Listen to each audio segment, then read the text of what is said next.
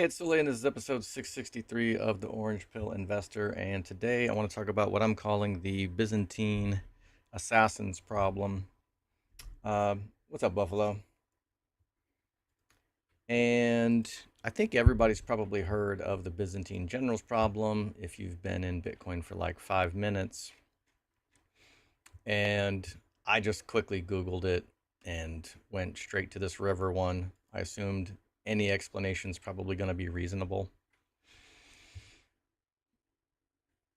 So I won't go through every detail. I'm not going to read this whole article or anything. But the basic problem is, how do centralized parties arrive at consensus without a trusted central party? So if you have, modern communications or you have a centralized platform, you can just decide the rules unilaterally. But when you have an open source decentralized network like Bitcoin, how do you make sure that two people transacting are on the up and up? Like, if I send you some Bitcoin, how are you going to actually make sure that I have some to send? And, or if I have one Bitcoin and I try to send that same Bitcoin to two different people, it's called a double spend. How do you make sure that doesn't happen? And so the genius, or one of the geniuses of Bitcoin, is that the proof of work mechanism that is so costly by the miners, it makes it very expensive to try to game the system and to try to cheat, right? But the one thing that I want to focus on that I really haven't heard other people talking about specifically is this section here, the Byzantine fault tolerance. And I'll read this section. It says, to overcome the Byzantine generals problem, decentralized networks must be designed with Byzantine fault tolerance, BFT, big fucking tolerance.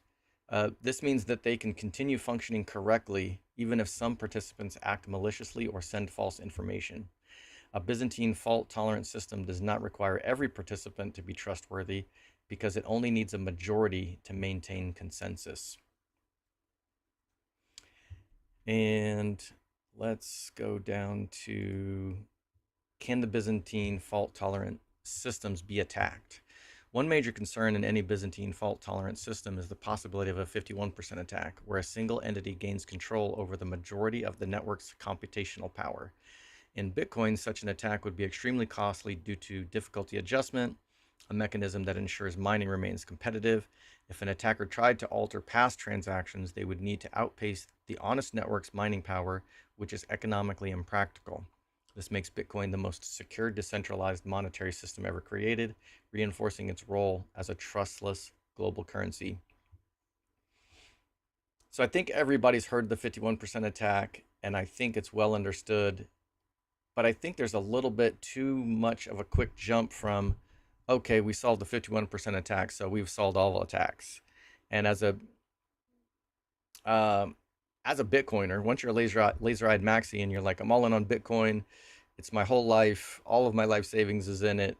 I've decided that Bitcoin has won, and there's not a damn thing anybody can do about it.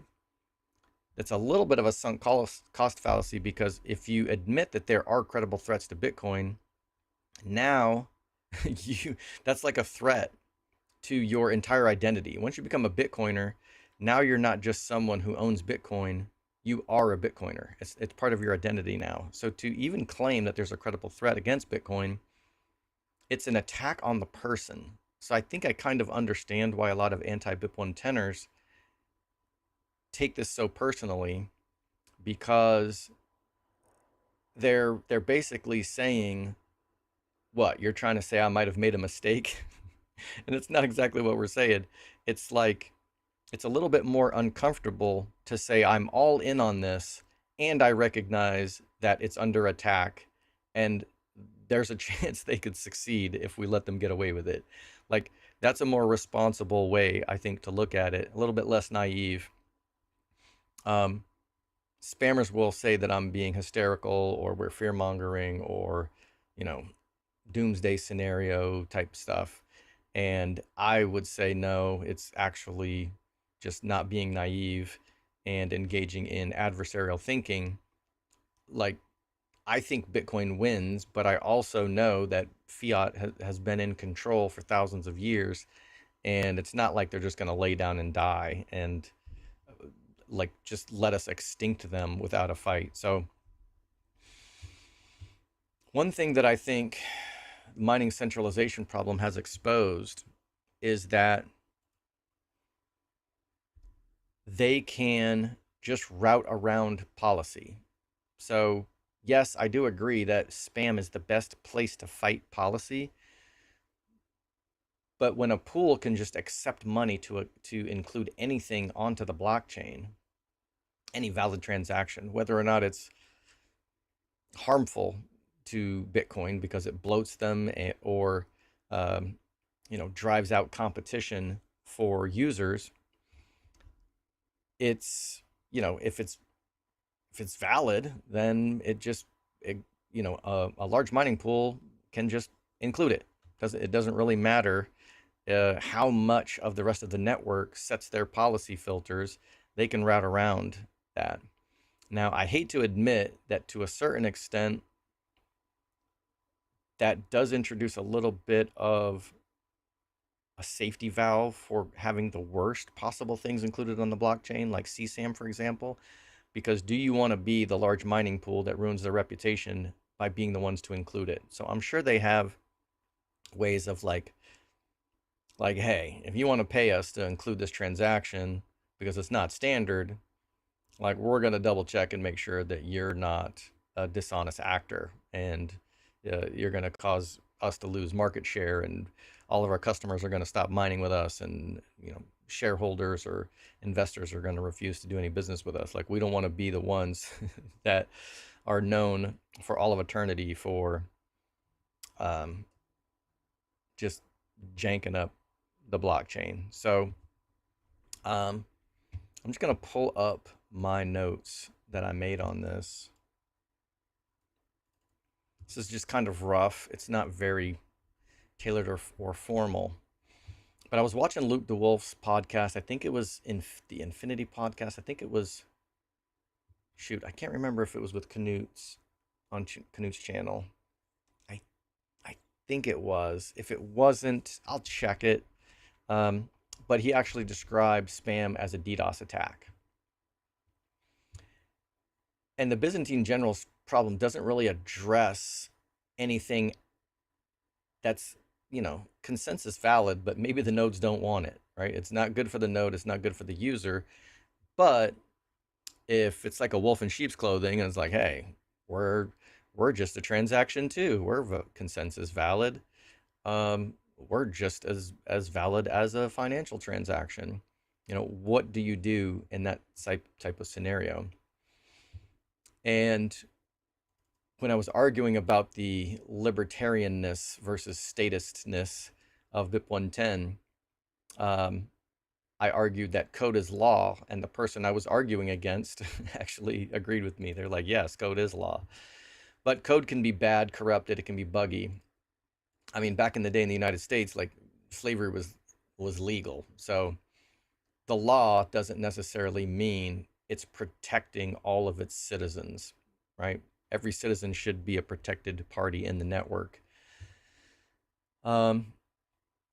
And I'm just going to continue with the metaphor. So the kingdom has different types of citizens. And I think it is kind of interesting to think about this as well. So everybody always, whenever you see a picture of this, it's always that the attacking generals need to coordinate. But there's another side to this, right? There's the fiat side and there's the Bitcoin side. But what if Bitcoin is inside the gates and fiat is attacking? What would credible attacks look like? And how would Bitcoin defend itself? And so I think it makes sense to reverse this metaphor as well and not just imagine, okay, Bitcoin is the bully and it's taking down fiat. Like what if fiat decides to counterpunch and what would something like that look like.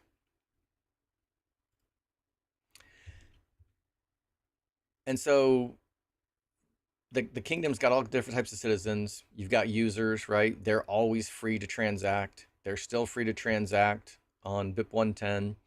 No one is going to say that if you want to buy produce at some place that accepts Bitcoin, or whether you want to buy drugs in a back alley or whatever. I don't know. People probably deal drugs out of the comfort of their own homes nowadays. Probably don't have to hang around in dark alleys, but um, how long before Amazon will just deliver that shit to your house same day? I can get same day 50, 69 varieties. Um, but users, users get to transact, but you've also got, I don't know, we can call them elevated users or whatever, but actually you don't even have to be a user. You can just be a miner. You can just run a node. You could just develop. You don't actually have to hold and transact Bitcoin if you don't want to, but you can elevate your status within the kingdom if you run a miner or you run a node, and you're going to be extended rewards or privileges for your extra participation. And nodes make the rules, which is the law, because they volunteer to bear the burden of maintaining a copy of the rules, a history of its use, and monitoring miners for loyal service. So the mempool policy is the first check that the nodes use to see if this is a valid transaction and if they want to include it. Then miners, if they guess a block, or ask for the reward, basically have to then build their template and build what transactions they want to include in the block, and then that goes back to the node a second time and gets kind of like the final validation. And so you're going to do that double check to make sure that the miners don't pull a fast one on you and include some kind of invalid transaction,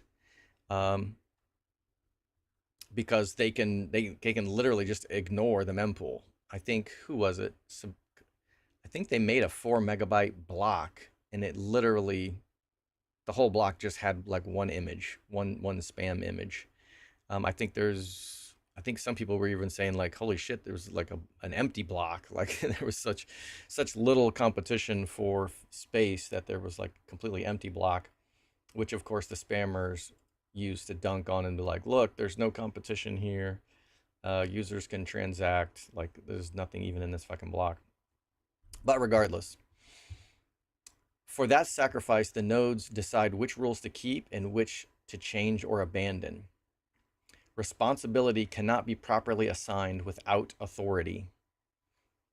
Nodes are responsible for stewarding the network, therefore they must have the authority to enforce the law and to reinforce them when threats are detected. And this is why BIP 110 is not a hostile fork. A lot of people want to say, this is a hostile fork and it's trying to force rules on other people. And all law is force. So I'm not going to say that BIP 110 isn't force, but every single fork that has ever existed has been force. So just saying, oh well, someone is forcing someone to do something, like, yeah, well, no shit. The only reason that I don't double spend my Bitcoin is because you're forcing me not to. The only reason why miners won't just discontinue the halvings and mine 42 million Bitcoin is because they're forced to adhere to the rules. But hostility is a kind of force that is initiated. That's like when you initiate violence unprovoked, and that is not what this fork is. This is the node saying, okay, you want to hold me responsible for the rules and for storing all of this data, then I have to have the authority to not only check to make sure that the rules are being adhered to, but if the rules do not safeguard my node and protect it from bloat, then I will soft fork and I will change them. Next section. Just sticking with the metaphor here. So, I don't know. I think anybody that's read The Lord of the Rings once will remember Wormtongue. Every kingdom has, trusted advisors. And that's what the devs are, right? The devs are saying, here's some code. I recommend that you run this protocol. We put some good shit in here. We patched some bugs. We gave you some new cool shit to play around with. Or, whatever reason, they are advising the generals about, keeping up with technology and making sure things are quantum resistant and all of that happy horse shit that we love them for. But what if the advisor stops giving good advice? That is what I think has happened with Core over the last several years. Refusing to fix the Taproot inscriptions hack and even calling it not a hack, which was their justification for not fixing it. Um, rolling out Core V30 and basically castrating the effectiveness of policy, which was kind of the last straw because in a DDoS attack, one of the ways that Bitcoin defends itself from being spammed, and like the origin of spam, a lot of people just compare that to email, but you also spam a network in a DDoS attack, and it's just like an overwhelming number of messages, inquiries, whatever, to deny that network service. And one of the defenses that Bitcoin has is the policy. So that's kind of the point. Like if you're trying to flood the network with shitty transactions, if the nodes are refusing to relay them to each other, that is minimizing that damage. But if you start eliminating, removing, blowing out those filters, you are eroding the node's ability to resist this type of attack. Now, Core V30, their original plan was to actually not just raise the default to 100,000 bytes, but to deprecate it completely. And that was, they did back down from that, but they still proceeded with blowing out the defaults, which turned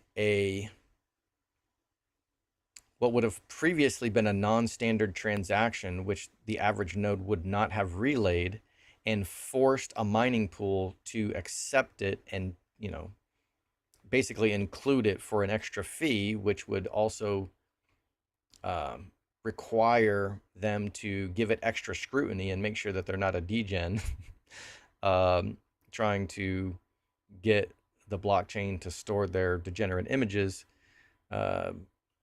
forever. It became a matter of standardness to spam the network, and that was too much, I think, for many of us to bear, and that was what caused the exodus away from Core and to knots, and then to BIP 110. Miners prove their loyalty by proof of work, right? So for sacrificing through proof of work, they are rewarded with block rewards and choosing which valid transactions to include. But what if they're bribed by a spy or assassin to include spam, denying service to users through fee competition and to nodes by bloating, right? If the miner basically betrays the node and says, screw you guys, I'm going to accept some money on the side to bloat your to bloat your node and steal your bandwidth and to compete with users that want lower fees and basically introducing competition that shouldn't exist. Like, what do you do in that case? What do you do when the miner is including a valid transaction? I mean, technically it's legal. It satisfies the letter of the law, but because 6 mining pools control 95% of the hash, we have a significant threat to the Bitcoin Byzantine fault tolerance. Any large mining pool can guarantee that a transaction gets into a block, regardless of if it is safe or bloats the blockchain. But at least the pool's reputation incentivizes them to at least screen the data for the worst kind of content. If large files are considered standard, then any old node relays them without scrutiny. So, what do you do in that scenario? The only thing that you really have left at that point, if core is going to defang the policy level, at the policy level, the nodes have the responsibility and authority to defend against such an attack and move that to consensus. So when people say, "Oh, this is policy," you can't change consensus rules because this is policy, that's that's called escalation dominance. When you're fighting someone and they can outbox you and you pull a knife and then they pull a gun and you don't have a gun, well, they've just demonstrated escalation dominance. And that's the beauty of Bitcoin, is that even the intolerant minority has escalation dominance over a malicious majority. I know, I'll get into it later, but I know that's like, oh, well, that sets up dangerous precedents for the future. We'll get to that. So I would say that the fiat kingdom is trying to figure out how to defeat the Bitcoin kingdom, and they can attack any of its parts singly or everything everywhere all at once. Bonus points if you get the reference. Spammers are outside the system looking for ways to cheat. And rather than the obvious 51% attack, it's much more likely to succeed by masquerading as legitimate financial transactions since their consensus valid. That's like the sheep and wolf's clothing, the wolf in sheep's clothing type of thing, right? The consensus valid, miners accept the money for it. It can completely route around the policy filters. And maybe if we get some kind of solution to centralized mining where everyone can build their templates like you can do with Ocean, then maybe this becomes less of a problem. But we do have attacks and centralization efforts in every area of Bitcoin, right? So Core had a stranglehold on the development, the recruitment, and the grooming of the developers. Core had the lion's share of the market share of people running nodes. It was like over 95% before people started running for the exit and running knots in BIP 110. BlackRock and Strategy are getting giant stacks of coins, and centralization with the miners. I think, well, certainly with like 2 or 3 pools, you could conduct a 51% attack. So we have problems everywhere. It's not just like people are complaining about spam and it's the only problem. Like in the context of attacks, a bit of the history, like SegWit plus Taproot hack gave spam a competitive advantage, and then Core v30 degraded nodes' ability to stop relaying DDoS attacks. Once attacks make it through the first line of defense, it's up to the node to double check the miner's work to see if they're honest or if they've defected. But core nodes are blind to the treason committed by the miner. And the reason why people are running BIP 110 nodes is because they see the attack that the miner has failed to protect the network from and refuses to pay the reward as penalty for defecting. That's what it means to reject the block. We're saying we're moving the emasculated policy rules to consensus, and we are going to enforce them. Miners found in violation of attacking the network and sending what are now invalid transactions will have their blocks orphaned. That's how Bitcoin works, folks. And then this is me putting this in quotes because this is the refrain that I hear quite a bit. But that sets a dangerous precedent. What if someone in the future attacks the network with a minority-led 55% miner activation soft fork? And I would say that the defense for that is already built into Bitcoin. It's called a URSF, which stands for user rejected soft fork. So if you're worried about a minority changing Bitcoin, it's very simple. All you have to do is launch your own URSF in opposition to it. If it's really that bad, this is all you got to do. It's not complicated. Um, Not only is it not complicated, but like, I mean, I think Super Testnet had a version that they didn't test, but I mean, it really doesn't amount to much more than, BIP 110 says you got to flip the bit in order to signal for BIP 110 in order to not have your blocks rejected. And the URSF just says anyone signaling, anybody who capitulates and signals for BIP 110 gets your blocks rejected. And now it's like a standoff.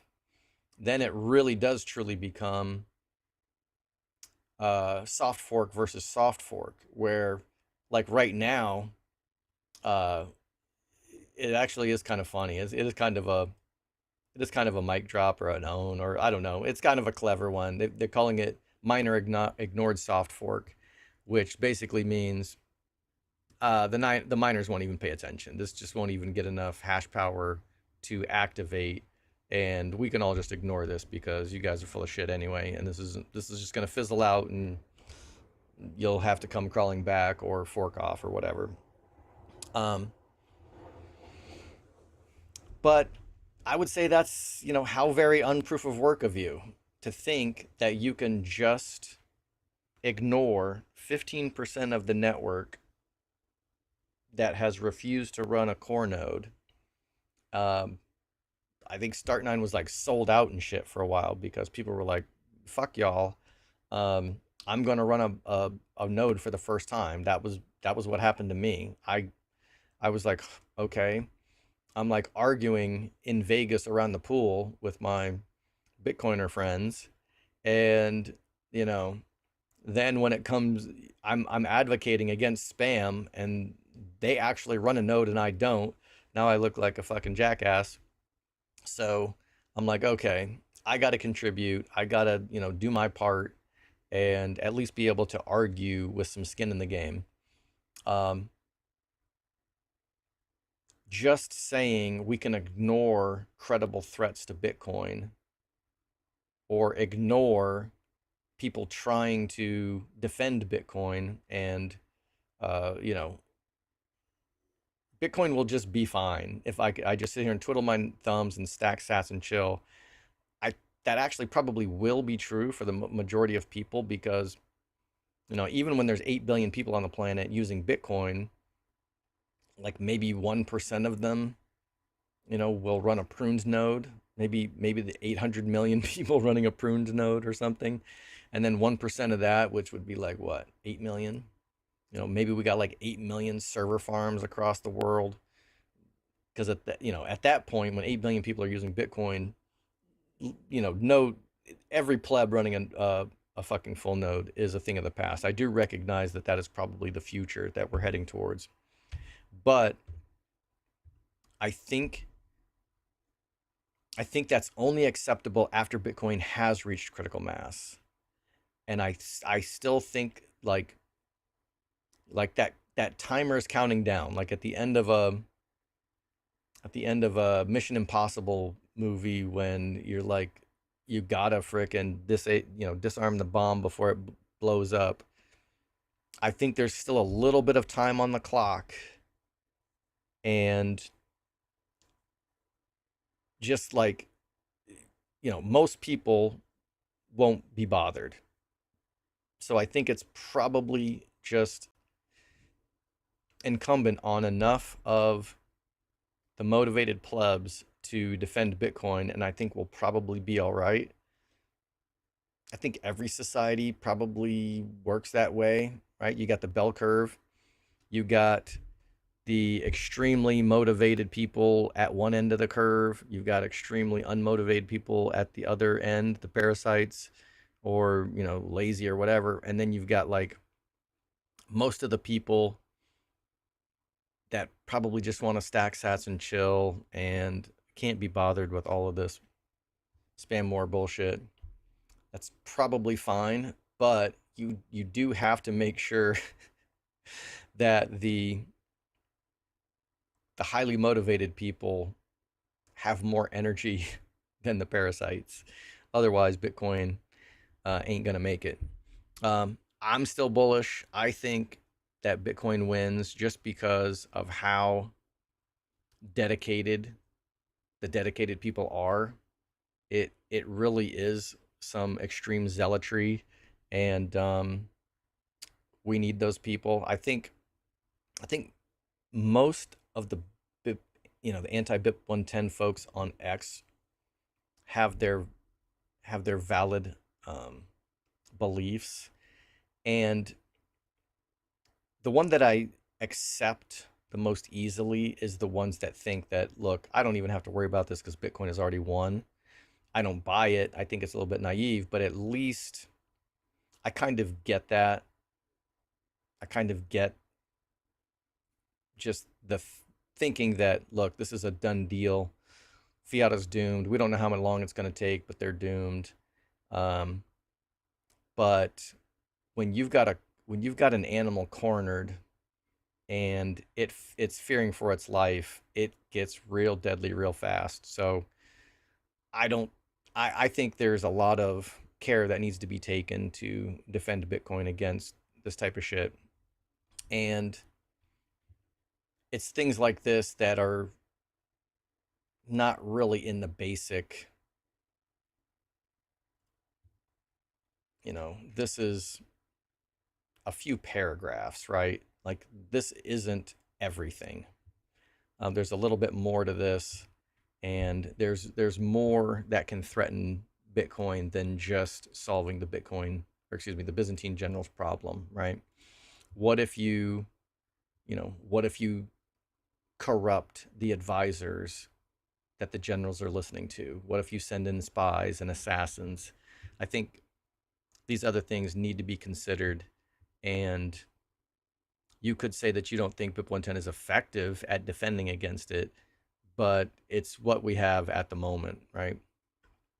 None of the people that are saying BIP 110 isn't going to be effective are also submitting their own soft forks or some kind of actual proposal. There's a lot of yip yapping about what should or shouldn't be done, but not a whole hell of a lot of action. So this is what we're doing for now. So with that being said, let's see if there's anything I need to do today. The AI plays went absolutely bonkers. I mean, they were shitting the bed, every single one of them. And they all just surged back today. I have no idea why.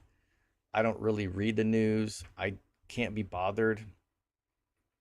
Um, I don't stare at my terminal all day. I mean, I am on my phone all day. I'm listening to podcasts and every damn thing else, and probably scrolling X too much. But one thing I'm not wasting my time on is like hours and hours and hours of reading stock market news. I, I can't do it. All right. I'll probably keep this one on for another week.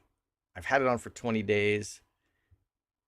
Anything under, actually, you know what? These are 22 days left.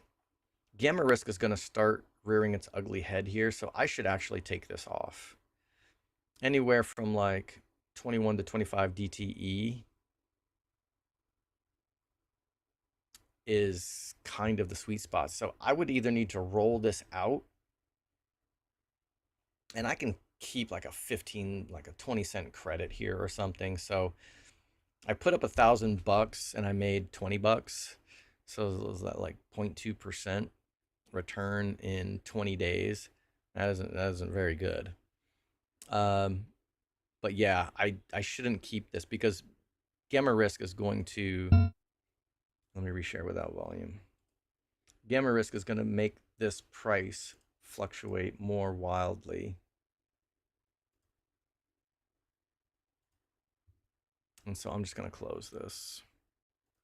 Now with the bid-ask spread, I don't even know if I'm going to be able to close this for a profit. So let's just try to get closed at the mid price. All right. So I got filled, which means I kept 20 bucks. Actually, was that 2%? Wait.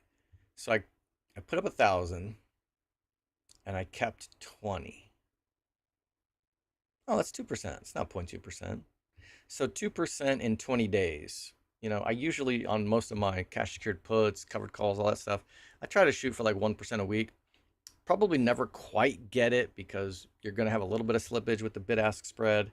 You're going to have the price of the stock going up or down and kind of, you know, screwing with you. But, you know, even shooting for 1% and getting a half is still a 26% returns per year, which is pretty legit. So 2% in 3 weeks is like, it's not bad.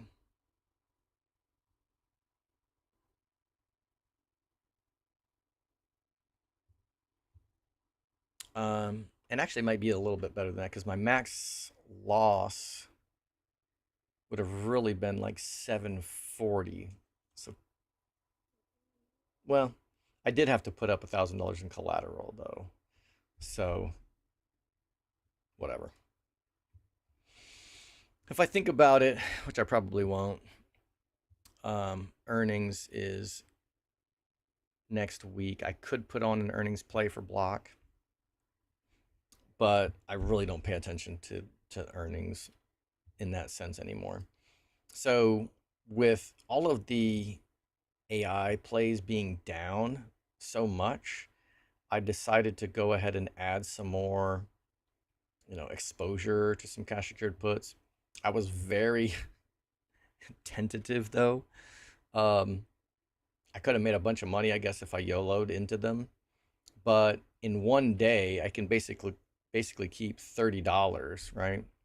$15 cash secured put up 1,500 and I get to keep 30. So that's 3 out of 150, right? Is that basically 1%? 1% in one day? 252 trading days a year. If I could do this every day, I'd make 250% a year. So can't beat that. See if I can get a fill at 2 cents. No, rat bastards. All right, so I'll take that off. If these all crash 20% tomorrow, maybe I'll put some back on. And it hasn't even rallied enough to make these cash secured puts profitable. So it roared back 20% to 18, but it's still $2 under my put. If any of these companies respond and announce that they flipped a bit for BIP 110, I can keep these positions on. Otherwise, I got to take them off next week, which is August 7th. There's 145 bucks, 114 bucks, I mean, of extrinsic value per contract. 3 weeks left. That's about 35 a week, which is basically double the underlying price. So even being in the money, this is like 2% weekly returns, hodling that. So no reason for me to close it now. Tesla, I guess it rallied up a little bit. Luckily, I didn't get super aggressive with that strike. I rolled to the 310, which was, I think, either at or just inside the expected move. I'm safe for now. SpaceX didn't move, though. That's unfortunate. So it didn't rally along with everything else. I don't know if I should. No, I don't really want to add any positions. Well, I could add one weekly. Holy shit. I can sell. You can sell a cash secured put for next week. 1% at the 95 strike would be 95 bucks. The hell? I can get 3%, 20% out of the money? The frick? Holy shit, it's like 8% premium for 8 days. That's 1% a day. It's kind of crazy. Huh. I could sell the 108 for tomorrow. That's at the expected move and keep almost 1% for one trading day. I don't know. That's kind of fun.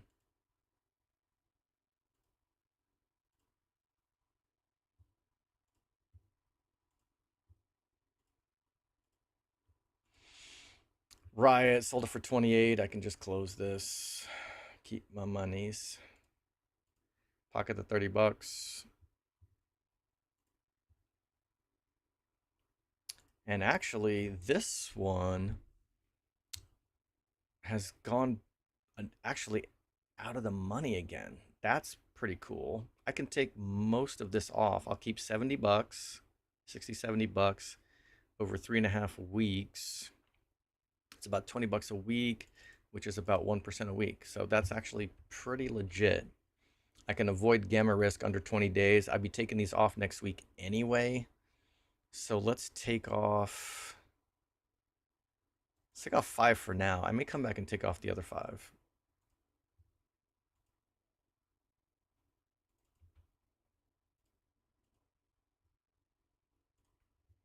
Buffalo says, I think there is a SpaceX unlock next week. So people are paranoid that all of the institutions or whoever that maybe have a cost basis under 135 might be exiting at a profit. I wonder what they got in at. Or if they got in for like sub 100s and they're willing to take a 10% quick flip. All right, strategy. I've been rolling this 87 strike for weeks.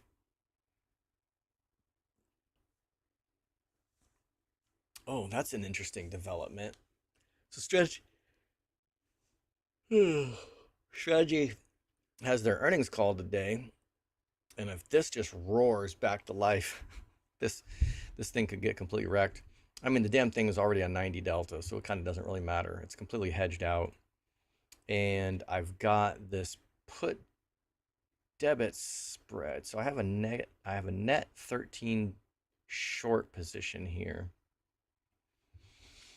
and this call credit put debit spread combo is actually 20 delta short. So if I take this off, I would make this like a 7 positive delta position. I don't mind leaving this on here. This is a defined risk trade, so even if strategy roars to 125 and stays there, the most I can lose on this is what I paid for the debit, which was a couple $100, and the $1,000 collateral for the credit spread.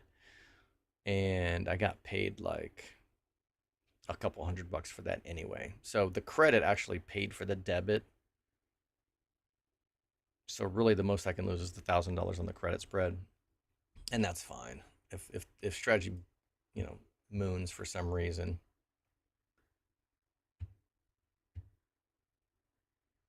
That ain't nothing but a thing. All right, iron, this one that I put on yesterday has paid for itself. Let's try to get out of here with the mid price. Of course not.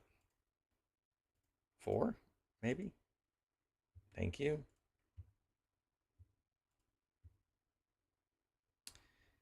The other ones are basically break even. I've had these on for 3 weeks and I'm basically at break even here. Since I need to take these off by next week anyway.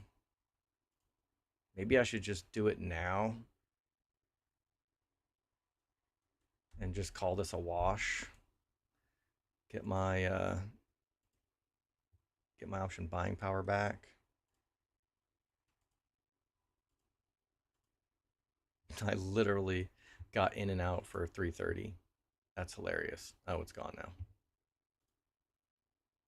Yeah, I got filled for 330.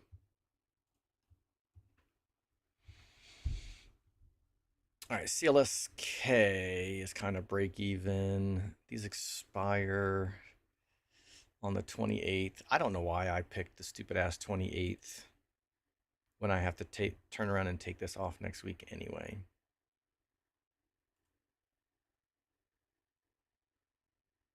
It's kind of dumb. But CLSK rocketed back up 20%. So this is almost a break even. At least my cash secured put is freaking out of the money. So maybe I'll be able to close this next week for break even unless it crashes back to $10 a share or something. Cypher put this one on yesterday, so I can close this, buy it back for basically nothing.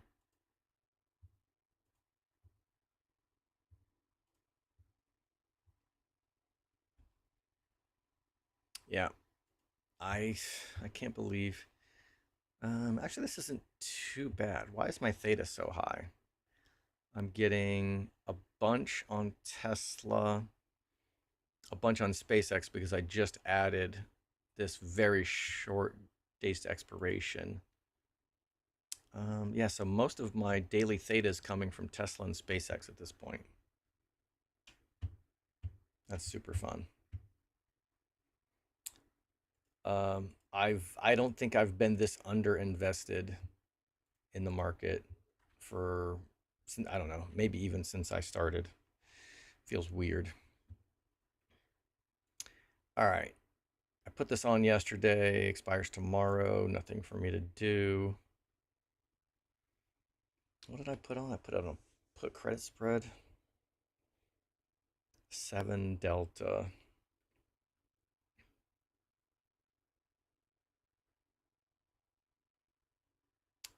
275, 285 strikes. Yeah, I'm not going to be able to close this for a profit by next week. So I have to decide whether to just leave this on. What's my net positive delta here? 68. Uh, oh, you know what? Now that I think about it, I could throw some call credit spreads on all of the miners that I took off. So this only came back to life a little bit. Not really worth throwing on a call credit spread yet. So iron, holy shit, rocketed back to 37. I guess unwisely rolled down for $60 credit to the 33.5 strikes. So I basically screwed myself out of about 400 or 500 bucks per contract on 5 contracts. No telling what will happen by Friday. But if these all get called away, that just saves me the trouble of having to exit that position next week anyway. So, what is my net? My net iron delta is 255. I could throw some call credit spreads on here.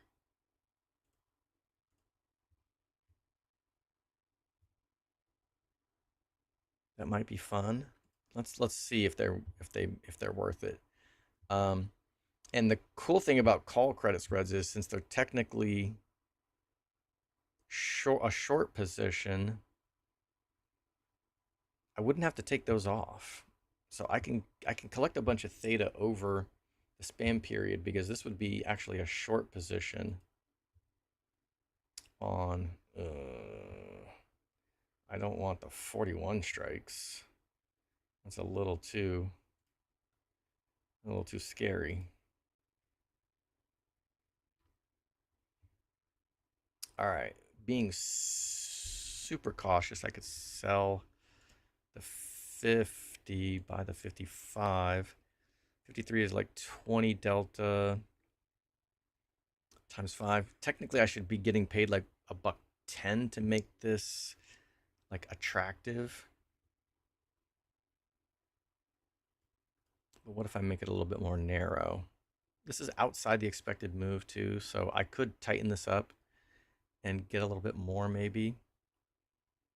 So this is $100, basically 27 delta. So this actually looks better. So it's a little bit more convenient to make these wider. This is still satisfies the color criterion, but once we get to 53, it doesn't really keep up. Like I would be wanting to get paid 25 bucks per 100, but this is $3 wide and I would need to collect 75 to make this worth it. But keeping this very thin strikes makes this a lot better as far as but the bid-ask spreads are actually shit here as well. Let's look at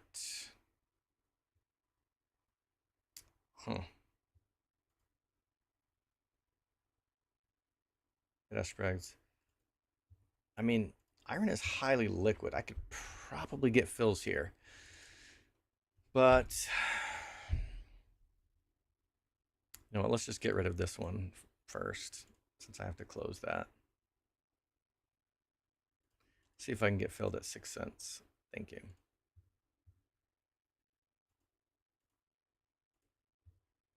All right.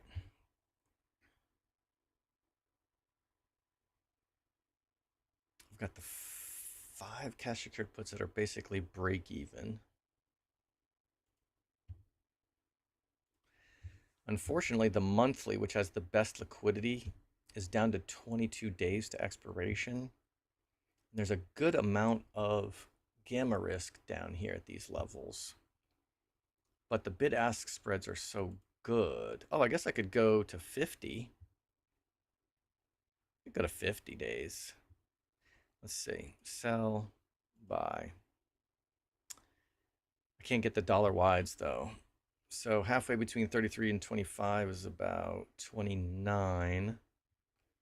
29 times 5, $1.30. Yeah, I just don't like it.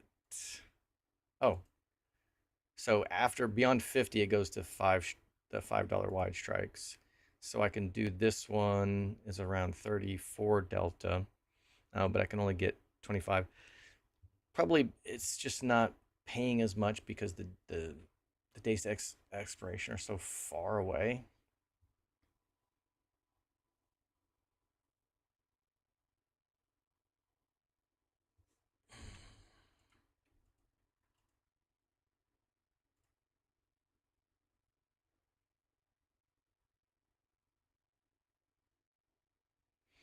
Why is the credit getting worse? Didn't the credit get worse?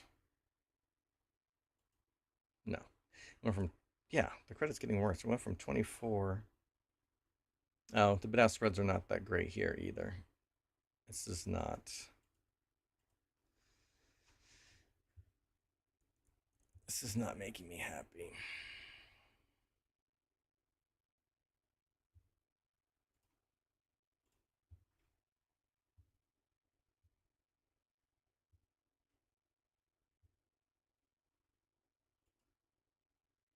Which one was working fairly well? Is it this one?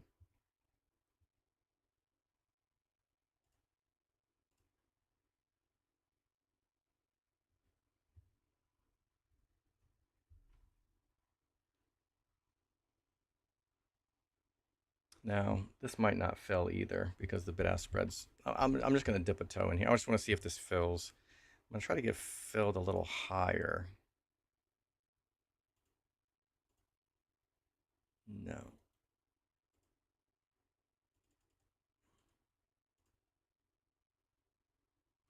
Nope. Let's try 37. I think that was the initial mid price. Nope. Let's come down 2 cents to 35. Yeah. So the delta on this is about 27. If I have to come down that low, then this doesn't, I don't like this. That's all. And as I walk this down, these bid-ask spreads are not really getting that much closer. So I think this was just the market giving me some unrealistic expectations. Yeah, that's not going to work. I don't want to come and okay, if 27 doesn't work, then we're canceling this one. Yeah, the liquidity just sucks too bad. Can't get a fill. And it's usually easier to get into a trade than out of it. So that is a red flag.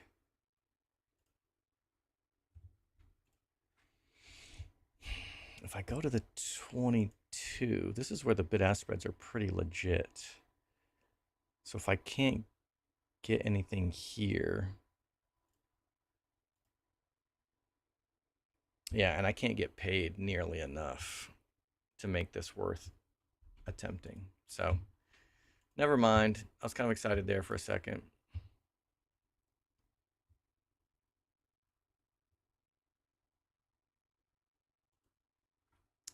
These, yeah, I'll probably just let these get called away tomorrow. Probably end up taking a loss because I think my true cost basis was 39.50 minus another couple bucks, probably 37.50. So yeah, I got too greedy with the premium and rolled this down too far.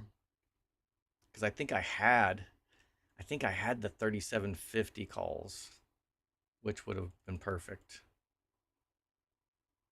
And they weren't worth much, so I rolled them down, unfortunately. However, the cash secured puts I can finally just about break even.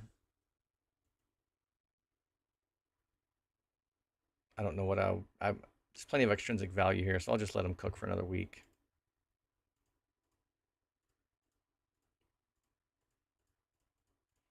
All right, all of these positions kind of came back to life. Oops, mother frick.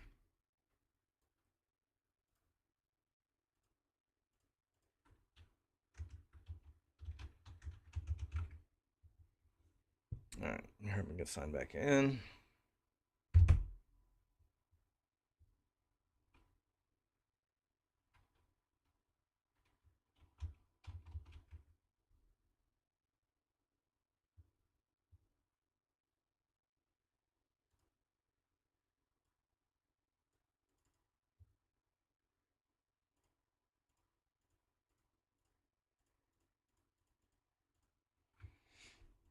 All right, Wolf. I've had this on for 28 days and I can finally actually just break even. So, I mean, it's got a buck 35 of extrinsic. I've basically turned this into a weekly. So it's got a ton of premium in it. This is like, see, 1% would be, it's like 6-7% for 1 week. So I'll just leave that on. It's been on for 6 days. It's still a little upside down. Extrinsic value is 28 bucks for a little over a week. So still over 1% for the week. 3 weeks left. Decent amount of extrinsic. Yeah, I mean, I kind of feel like I should be taking something off, but there's so much extrinsic value here. I'd rather just wait a week and pay less to buy it back. Iron. Break even after 3 weeks. Normally, this would be the time that I turn around and roll this, right? I would be rolling it out here. Maybe the same strike for a credit, but I need to take these off next week probably. So, nothing. Now, this one I've had on for 42 days. It actually expires tomorrow. It's barely out of the money, but I can collect 50 bucks if I do nothing between today and tomorrow, assuming this doesn't come crashing back down to $20 a share or something. So I could keep half of the profits that took 42 days to get, or I could hold it for exactly one more day and get the other half. So I'll hold that for one more day. And everything else is hedged out. All right, the 5K account.